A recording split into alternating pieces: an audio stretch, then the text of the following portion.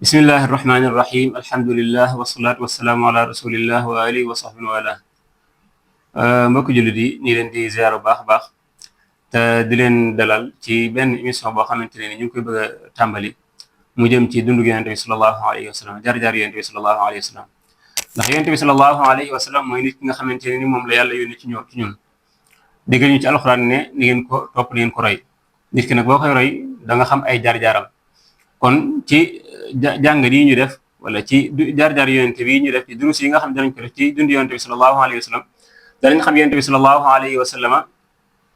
nit ku jàmbaar ki mu nekkoon danañ ko xam dund yonent bi ci boppam sallallahu alayhi wa sallam ay jaar-jaaram yonent bi sallallahu alayhi wa sallam ñu daan jëflante ak ay saxaabaam yonent bi sallallahu alayhi wa sallam ñu daan jëflante ak waa këram ak yonent bi sallallahu alayhi wa sallam ñu daan jëflante ak sunnatuhu fi idarati al azmat xew-xew ak jafe-jafe yi nga xamante ni daan am ak naka la ko yonent bi sallallahu alayhi wa sallam daan jëflante ak yonent bi sallallahu alayhi wa sallam nan la fexe ba ci ñaar fukk ak ñett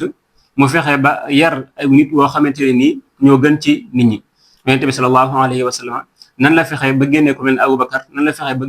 génne ku mel ne Omar nan la fexe ba génne ku mel ne Ousmane ak ku mel ne Ali ak yeneen saxaaba yi waaye yonent bi sallallahu alayhi wa sallam nan la daan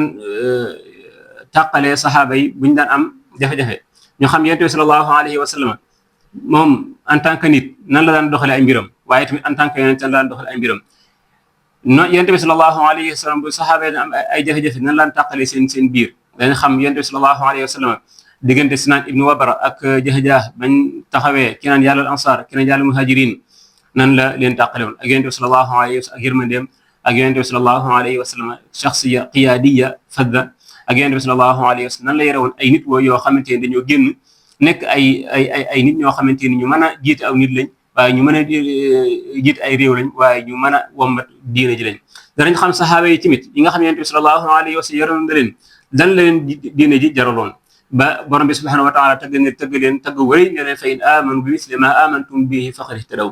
ñun ñi nga xam ne ñoo ñëw ginnaaw saxaaba yi bis buñu demee ba gëm